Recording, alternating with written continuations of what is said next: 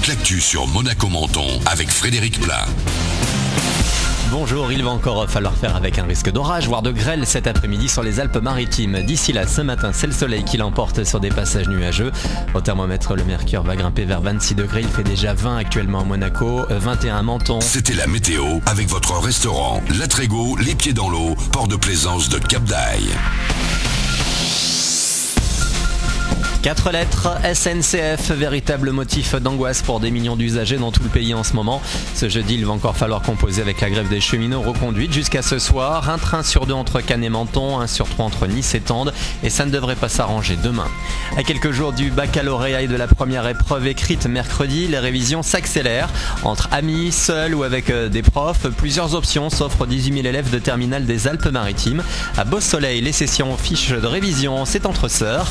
Soukaina, Nadia et Nesrine sont des triplés soudés, mais les révisions, c'est chacune de son côté. On fait comme si on était enfant unique, on va dire. On révise tout seul, chacun de son côté. En général, on s'aide pas trop, mais c'est surtout si on a vraiment des difficultés et qu'on trouve pas directement le moyen de réussir. Et c'est plutôt une aide psychologique qu'autre chose. Par exemple, s'il y en a une qui baisse les bras, on sera là à lui dire non, vas-y. Si on souhaite expliquer quelque chose d'une manière qui pourrait nous favoriser, c'est bon, c'est mieux de le dire comme ça que comme ça pour gagner des points. Propos recueillis par Marine Mioche. Et avant de passer les examens, d'autres futurs bacheliers se détendent. 4 classes de terminale du lycée Pro-Paul Valéry à Menton viennent de passer quelques jours en Espagne. Un voyage pédagogique à Barcelone. La jeunesse française, objet d'un grand sondage dans 20 minutes ce matin. On y apprend que les 18-30 ans ne sont pas si effrayés que ça par la précarité. Au contraire, lorsqu'ils cherchent du boulot, ils privilégient d'abord la passion à la stabilité. Peu importe s'il faut bosser dur pour réussir. À 90%, ils sont prêts à se retrousser les manches au travail. Du foot, premier match de l'Euro demain et du neuf du côté de l'ASM avec la nomination de Bertrand Roseau comme directeur de l'académie.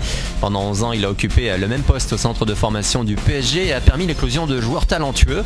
Ça va dans le sens des espoirs de Vadim Vassiliev. Le vice-président du club souhaite qu'à l'avenir Monaco se compose d'un nombre important de joueurs formés sur place. Et des nouvelles de Nabila pour finir. Elle a envie de changer de peau, en tout cas c'est elle qui le dit. La star de télé-réalité va donc se lancer dans la comédie. À 24 ans, elle aura droit à une première expérience d'actrice à la télé. En septembre, elle jouera dans la série Aïcha sur France 2. Dans Paris Machière, Nabila révèle aussi qu'elle aimerait réaliser un film sur sa vie pour ses 30 ans. Voilà pour votre actu pour début de journée.